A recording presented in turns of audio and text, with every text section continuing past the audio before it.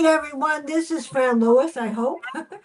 This is Dennis Palumbo, and he's going to be here to talk about his new audio book, Panic Attack. Getting feedback. And as a psychotherapist, you have responsibility to your patient, in this case, working on the show titled The Patient and Consultant.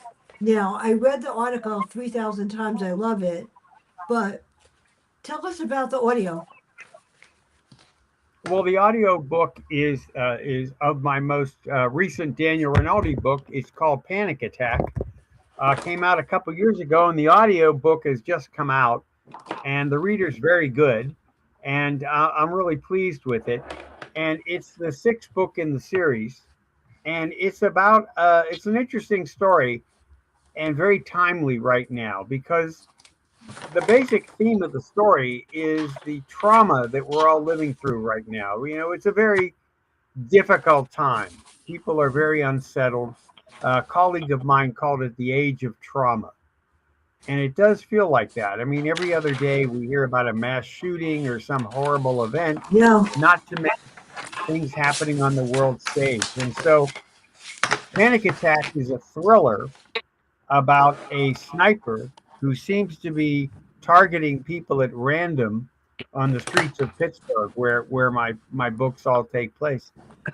And what ends up happening, and it's a very very nice twist, is that the targets are not at random, and that's where the mystery comes in. My lead character, Daniel Rinaldi, Hmm. this is like I said, the sixth book, is a psychologist who specializes in treating the victims of violent crime, those who survived the carjacking, the bank robbery, whatever, and are traumatized by the event. They still have the symptoms we tend to associate with PTSD. And so he gets involved in this investigation, and it has a tremendous impact on him emotionally. And I think it will on the reader as well. It's a very visceral book. But on the other hand, what I like about it is there's a lot in there about people having panic attacks, how you treat them, what are the symptoms, and why panic attacks are on the rise in the Hmm. country. And so I think it's a thriller that's incredibly timely right now. And, has all the thriller tropes and the twists and the turns. I mean, you know my books, Fran. But I also think it has a very timely message for how people are feeling right now. Well, I listened to the news yesterday, and there was a young guy that had a panic attack and killed a whole bunch of people in Grand Central Station. And they said that it was because of his mental state or whatever. They're trying to make excuses that the cops killed him. They had no choice, I guess, however it's going to turn out. That's all I've been hearing on the news, is people killing people because they're having panic attacks. I don't think I Well, ever. It's sad. you It's know, the scary. the average person, when they have a panic attack, thinks they're Yeah. having a heart attack. They think they're Yeah. having a heart attack. They're having that shallow breathing, where they feel their Yeah. chest is real constricted, and they're starting to get so anxious, and so they think they're having a heart attack, but it's actually a panic attack. Well, this is my favorite. It's right there. And there's a whole bunch of people that want it. I told them to go on Amazon and get it. All of the people who I see, all the people, the authors that I work with, and all my friends want to probably have panic attack. I go, get one on Amazon. You're not getting mine. You have your own panic attack. Don't That get mine. they know. I mean, I go to different medical offices, nothing for serious, like a dentist or something. I can't walk in without a book to give to somebody. They won't see me unless I bring my books. Ah, And yeah, I mean that's it's so cool. Now, let me trade glasses so I can see what I'm doing. Well, that's good. The article I reviewed about the grind is a success. I love this article because everybody at one time feels that they can't handle a situation. yeah. You're And referring to the article yeah, about Sisyphus, the myth of yes, Sisyphus. Yeah. It's based on, the old Greek myth about the gods punished Sisyphus for his hubris. by making him push a big boulder up a hill. And then once it gets to the top, the boulder rolls back down again, and he has to do this again for eternity. And I use that metaphor because I took it from Camus' article, "The Myth of Sisyphus," where at the end of his essay, it's a famous essay in philosophy. He says one must imagine Sisyphus happy, and Yeah. what Camus is talking about is this is life. Life is rolling that boulder up a hill. It's going to roll back down, and you'll have to do it again. And so you have to find, in as I say in my article, you have to find some peace in the fact that this is life. Life is this struggle, and you have to find Yeah. some peace in that struggle and how to do it. I've gotten a tremendous amount of response on this article because I think we all feel like Sisyphus. We all were pushing a rock up a hill every day, This and article really, we better, sort of engage process. this article really got to me because at times everybody gets frustrated How did it and get? upset, Well, how did it get and to you? Yeah. I don't know. It affected me because a long time ago, when I retired, I retired because I realized that I was up for assistant principal and principal of my school. The principal of my school said she was going to train me because she said I was the right person. I was there over 30 years. I knew the kids, I knew the teachers, I never had a problem with anyone, not the parents. And the superintendent said, she's there too long. The truth of the matter is that she wanted a date with the assistant principal. He wouldn't give her one, and she hired someone else. So for 3 years, while this other person was there, I realized it was time to go. Not because of the Hmm. kids, the parents, or the teachers, but because she said, when she met me, you want my job. I said, I just want to be the reading coordinator. And she made me the writing staff developer. So it was 3 years of, you realize when it's time to go. And it was probably she said to me, is this the saddest day of your life? I said, when you leave, I'll come back.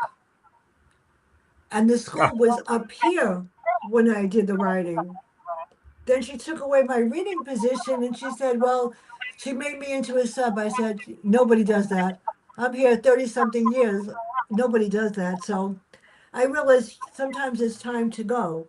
Wasn't even rejected. It was that she was worried that I was going to go for her job, which I didn't want. I wanted Yeah. the assistant principal. Yeah. So I'm looking Well, at this. Yeah, it sounds like that was a tough time for you. It sounds like. yeah. It was awful. And the last day of school, she sees me and she said, is this the hardest thing for you? I said, let me know when you leave. I'm coming back. I said, because you took my school from here and you dragged it down. And for the 20 years that she was there, when I left, the school was on or above grade level in reading and writing, because of me. When she was there for 20 years, and still now it's at the bottom. And she's not there anymore. The new principal, I offered to help.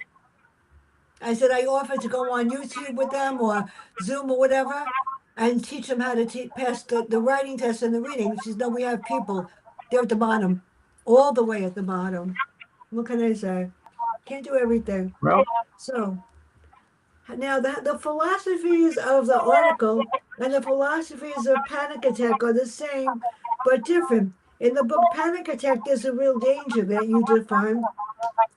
And yet, in the article, some of the people that are there have panic attacks or attacks because they got rejected, and especially the girl that tore up all her term papers. That no. bothered me a lot. Yeah, that Well, tell bothered me me. what bothered you. It bothered me that that they were successes but didn't realize it. Even the guy, the composer, the painter, Yeah.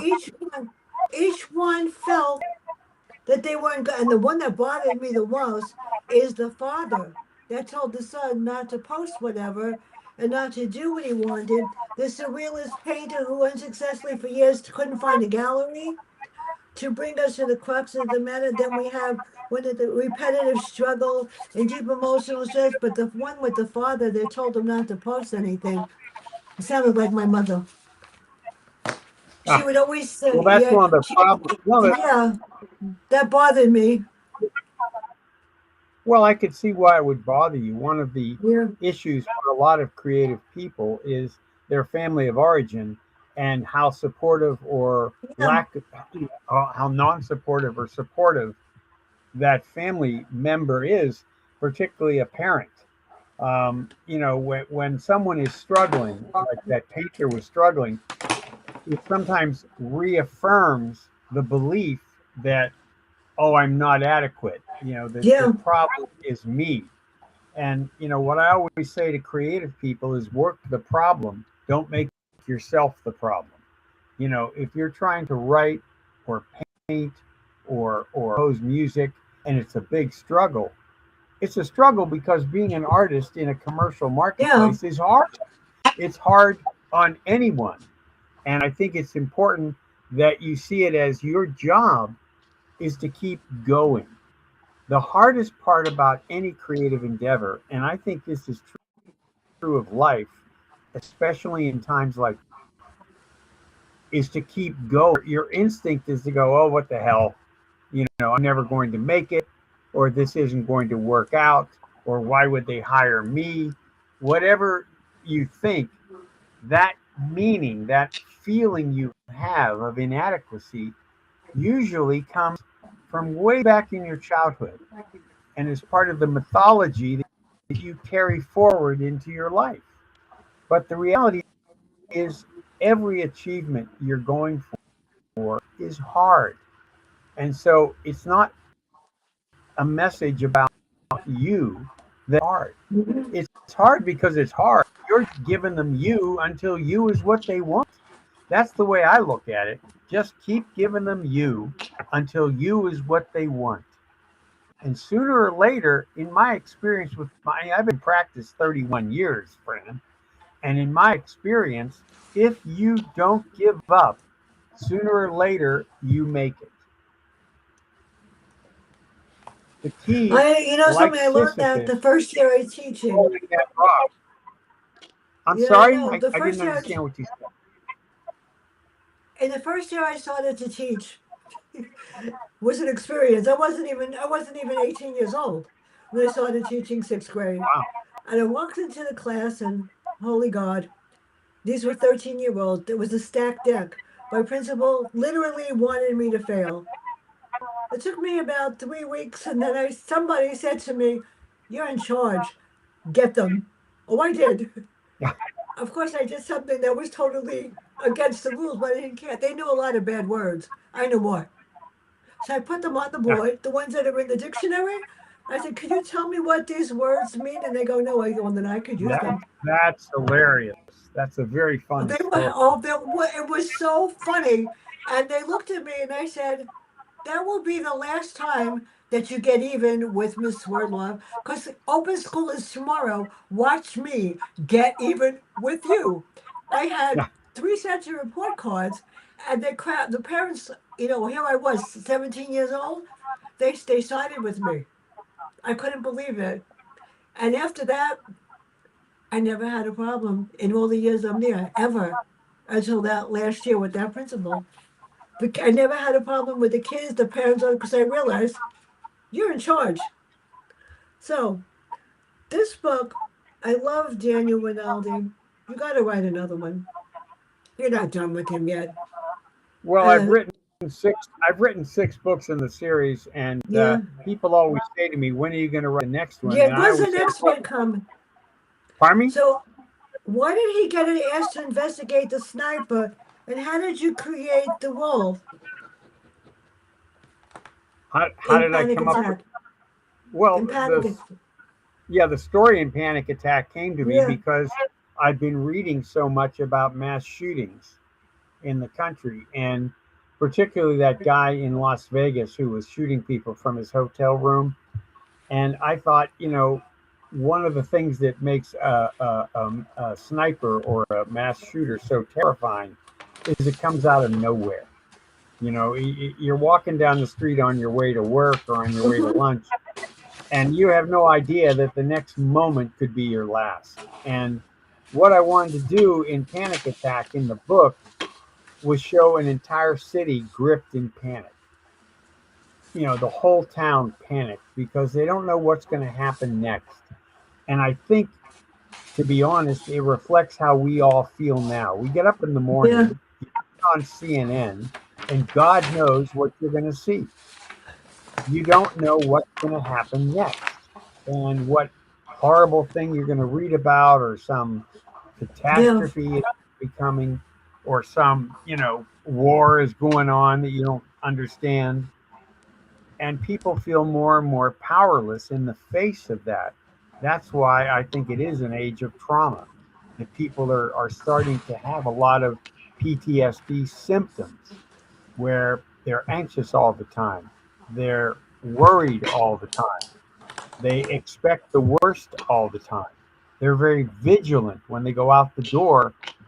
What the heck's coming? Is a rock going to fall on my head?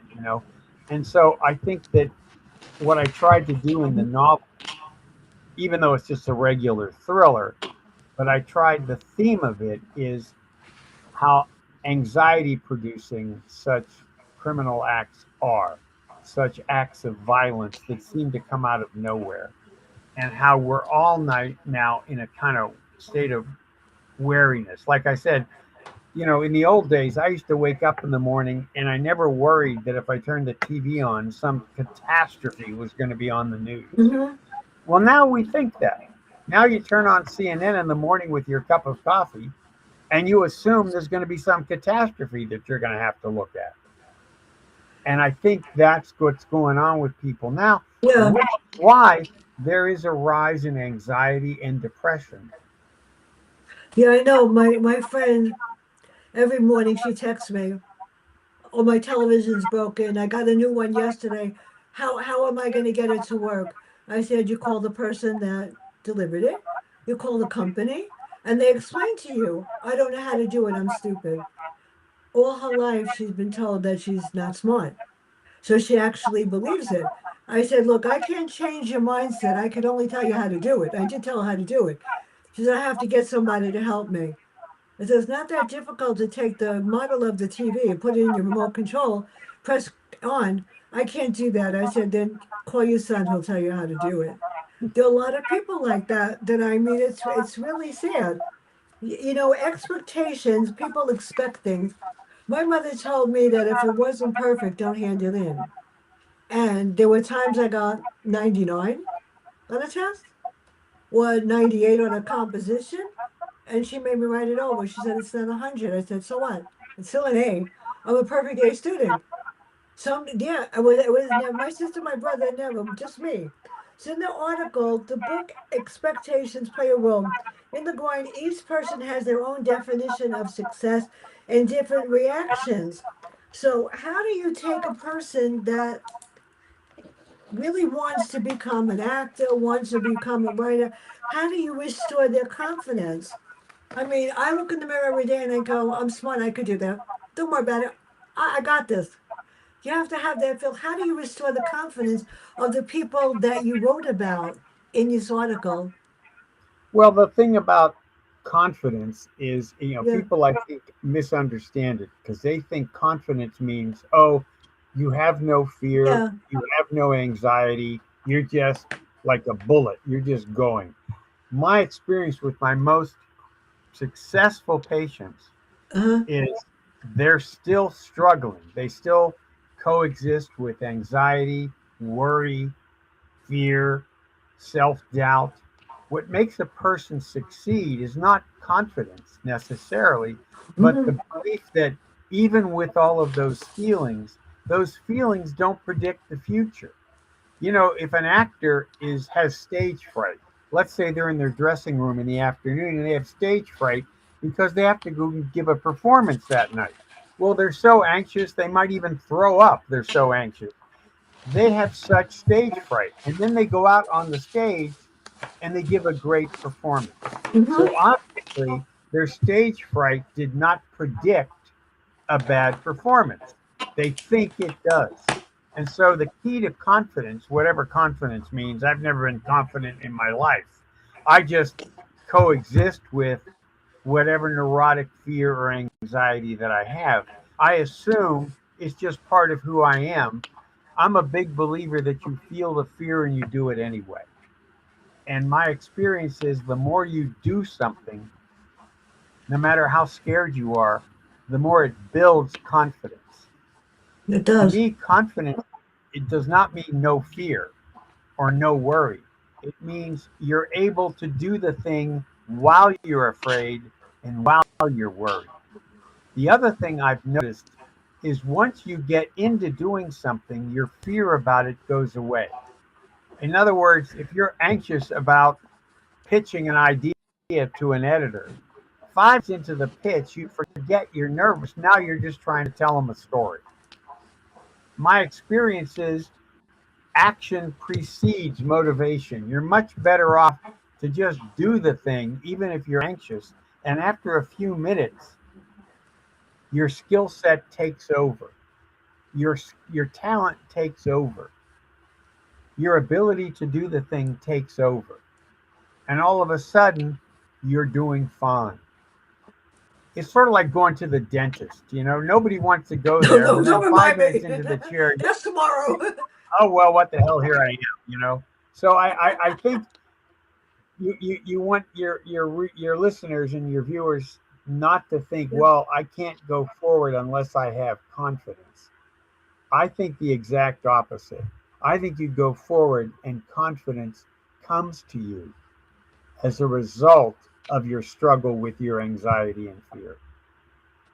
I agree because I realized you could teach anything, just get up there and do it.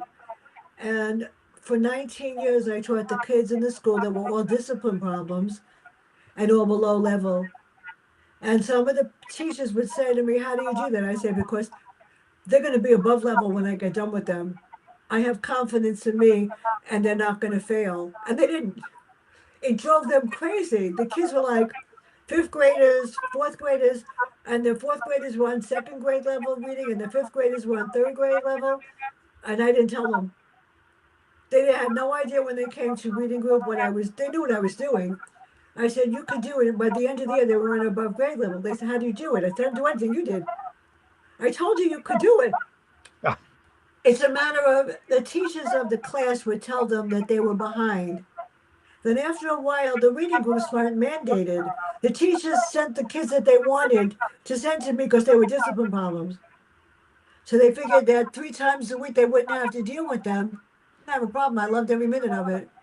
But then I did created a reading program that nobody in their right mind would do. Monday was one thing. Tuesday was comprehension, and Wednesday was whatever you want to read. Tell me. So I learned a lot about wrestlers and uh, singers and art and anything they wanted to learn. And I looked it up. Of course, it cost me paper, but you know what? They never complained about calming down. And there was one teacher that suspended a group from reading. They came out of the room. And they said, "You can't do that because we can't miss the lesson." I was like, "That's when you know you're doing a good job." Yep, when they're It's anxious it's to, great. So yeah. this one bothered me the most. She reminded me of my mother. The novelist, the novelist was A Father's Expectations, and he referenced a Tony Soprano. Why did he think he was good enough to write the book? I mean, obviously he must be, but why would he tell his son you're not good enough? And Well, that's because painful. because a lot of parents. I mean, I don't know. I mean, in this case, I don't want to talk too much about Yeah. this patient, but the reality is, for many artists, first of all, nobody. Robert Frost has a great saying. He said, "The one things that all nations of the earth share is a fear that a member of your family is going to want to be an artist." No parent wants to hear that their kid wants to be an artist. My family was not too thrilled when I told them I wanted to be a writer. So the reality is, I think parents are either worried that the kid's not going to make a living, Mm-hmm. or in this case, the father was just by nature a belittling person, a person who his own self esteem was so fragile that he needed to put down his children. He needed to limit their expectations. or to let them know how constantly disappointed he was. There's the thing that I find the most difficult for my creative Mm, patients is a parent who lets them know how disappointed they are. Because then you go out into the creative marketplace mhm. where you're constantly risking rejection anyway. It's very brave to be a creative person. It's very brave to be an artist because the marketplace is like a big rejecting parent whose approval you need to get. Yeah, And that's why so many artists struggle so much emotionally because whether it's their agent or an editor or a yeah, producer or whatever, that's a parent figure they feel they have to gain the approval of. So you write a story, you send it to a magazine. If the editor accepts it, you feel loved. If the editor rejects it, you feel there's something wrong with me. And so you put the editor, the producer, your agent, all these people yeah, represent the marketplace. You put them in parental roles. And then whatever your dynamic as a child was in your family of origin, you replicate those. When I was a screenwriter, I always thought my agent was my parent. Even though they were supposed to work for me, I felt like I worked for them. yeah. I would write something, and if my agent went, I don't know if we can sell this, I felt like I disappointed a parent. You know something? I agree. My last book, Inverted Reality, I think was my best one. So the people that promoted it and put it on Amazon, I got sideswiped. It was just supposed to be to edit the book. So they went and they published it and edited and publication and it cost me $1,700 or something that I could have had done for 500 if somebody else had taken it. All I wanted them to do was edit the spelling or whatever. Then when it came to writing, posting it, oh, it's okay. It was one of the best books I've ever written, but they did nothing to help me, so I do it myself. An inverted reality is 26 stories of people that did the wrong thing. And if they don't repent, the mirror takes care of you. And you are a face in the mirror forever. And people that have read it said it's probably one of the best. So I've decided at this point I'm going to stick to reviewing books because I'm good at that. Really good at that. And I'm going to stick at doing these shows because this is my fun. I love this. And this came out of nowhere because Blog Talk went down in January of 2025. And then all of a sudden I found Restream. And God, if you hear me, guys, I know you're listening. They're the best thing that ever happened to me because I don't have to touch anything with my face. And the clicker is right here. So I don't have to do anything. And I don't have to put the phone on my face. They have to see my face, but there's nothing. It's the best thing that ever happens to me. So, question over here: how would you define the people that you work with? Did they ever find happiness? Especially the girl that ripped up her term papers. My mother would have done that too and told me it's not good. Or the guy that it's frustrating. Creative patience, frustrated, stubbornly unfulfilled. As Robert Louis Stevenson said, I have known happiness if I have done good work. See, in your heart, you have to believe that you could do it. Well, what I liked Yeah, about this, you were quoting the yeah, Robert Louis Stevenson quote, where he said, I have known happiness for I have yeah, done good work. I'm a big fan of that quote because it doesn't yeah, say, I've known happiness because I was a big success, or I have known happiness because a million people read my book. yeah, The key is the work itself. yeah, My experience with my patients is that the ones who are the most content are the ones who really engage with their work, that have a really good work ethic and a work process. And I call it NATO, no attachment to outcome. NATO, no attachment to outcome. That rather than worry, gee, am I going to sell this book? Is anyone going to buy this screenplay? Is anyone going to like this piece of music? Is anyone going to like this painting? I often say instead, what do you feel about it? Are you feeling like you're doing your best work? Do you feel Mm-hmm. you're growing every day as an artist? Do you feel more and more connected emotionally to the work you're doing? That's my definition of success. If it's your karma, yeah, you might sell it. If it's your karma, you might become very successful, Mm-hmm. and that's very nice. But I have a lot of really successful patients in my practice, and in 2 minutes, their fame and money goes away in their head. They're worried about the next thing they're writing, Mm-hmm. the next thing Yeah. they're directing, the next thing they're acting in.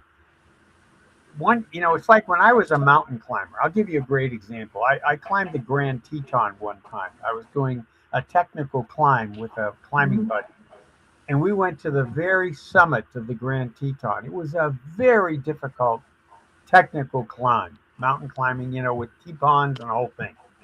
Once we got to the summit, it was great. Such Mm-hmm. a sense of elation and gratification. After a few minutes, we looked at each other and said, "Well, you about ready to go down?" Because I learned that once you get a goal, after a few minutes, now you want the next goal. The joy is in the process of getting there. Once you get the goal, while you're very gratified, it only lasts a little bit. The challenge and the excitement is getting there. There was a conference of social psychiatrists and social Uh-huh. scientists years ago that tried to define what happiness was. That's hard. And what they came up with is progress toward a goal. They didn't say happiness was getting the goal, they said happiness was progress toward a goal. And I know that feeling. When I'm in the midst of writing an article that I think is going well, like what Yeah. you're referring, or a novel that I think is going well, I'm very happy. Once the book comes out or the article comes out, it's like, okay, now I got to promote it, and I hope people like it. And gee, do people think it's as good as the last one I did? All that stuff comes in my head. But when I'm working and I'm really, really deep into it, I don't have any of those concerns. The Hindus say the key to contentment is absorption. If you're absorbed in your work, you're content. And so I always say to people, try to look at doing good work as the goal itself. And I find people are much more content and satisfied and happy if they can focus on the work and not on the outcome of the work.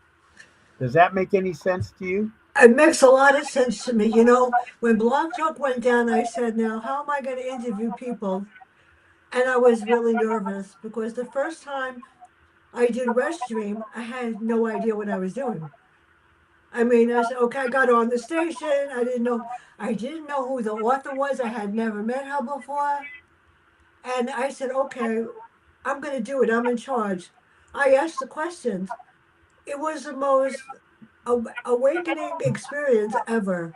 I think the nicest compliments I get was that after I post my stream, it goes on YouTube. But if you post this stream on LinkedIn, 5 minutes later, I get 200 views and comments. And I don't get I get positive comments. Sometimes I get negative, and I go, everybody can't like everything. But I think the best thing that ever happens is that the people at Rest Team think I'm wonderful. Not only that, at the end of this, they give me their assessment of the sound and the everything like that. Because they listen, they do listen to everything I do, which is perfectly okay.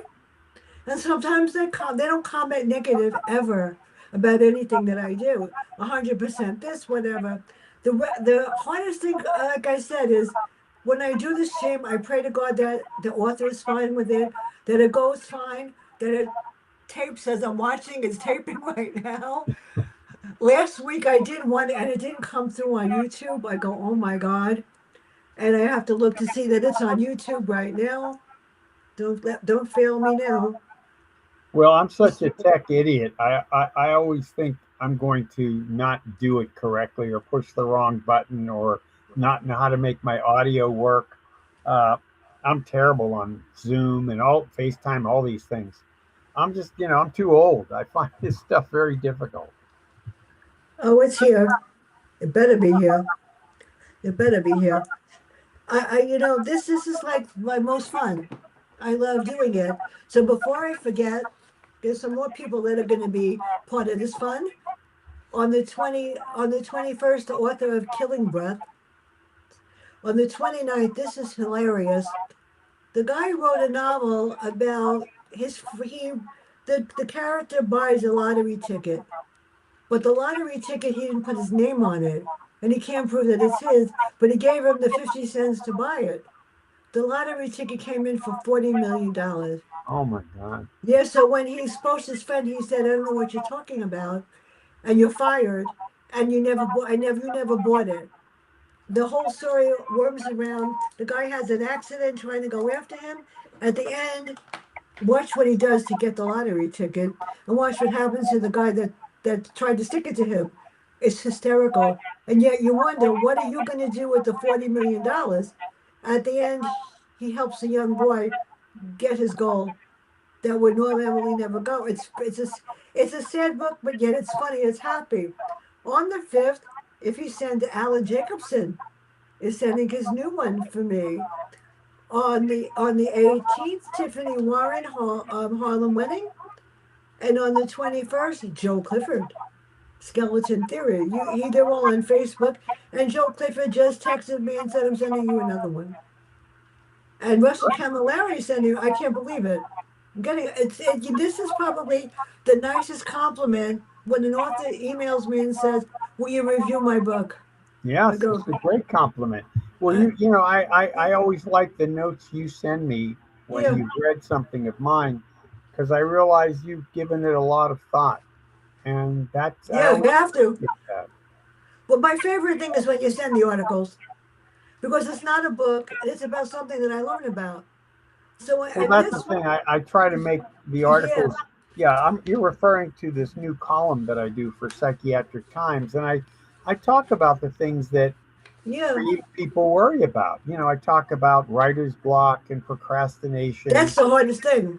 Yeah, and I think every artistic person struggles with Yeah, blocks and anxiety and procrastination, particularly now. I mean, again, the thing that's so fascinating about nowadays is there's so many, disturbing, upsetting, discouraging things happening in the world that a lot of the artists in my practice go, well, does it matter what I'm doing at all? Why does it matter that I'm writing a novel when the world's falling apart?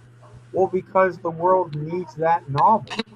We've never needed storytellers more than yeah, at a time when the world feels like it's sideways, when it's going out of control, when we don't like what we're seeing on the news, or we don't like how it feels to be, in the culture right now.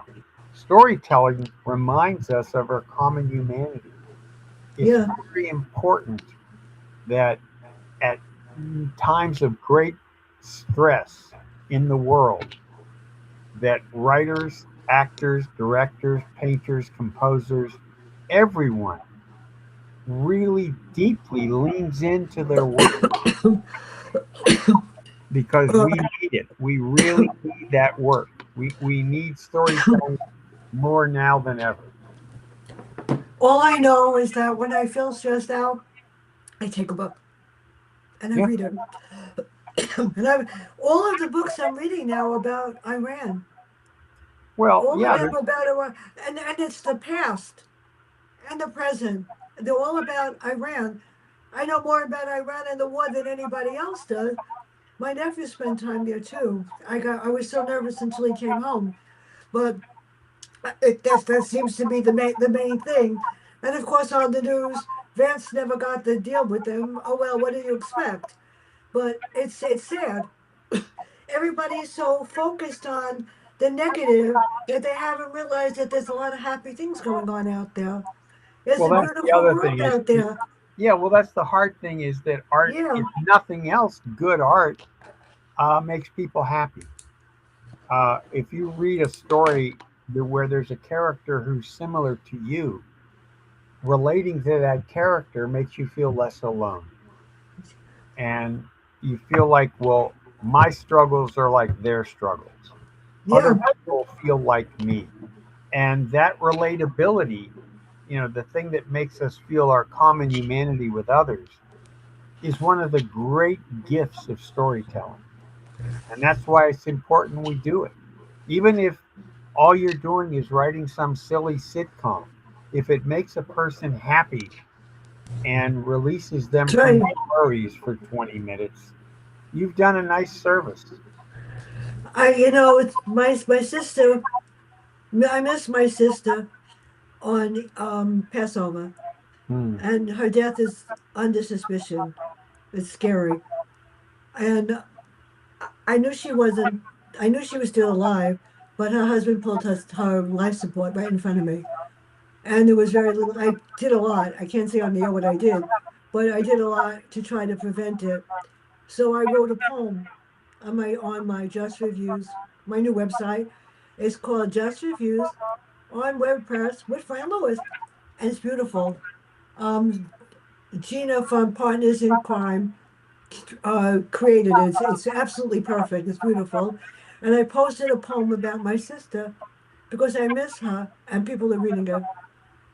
And the greatest compliment is when I get somebody that reads it and says it's good.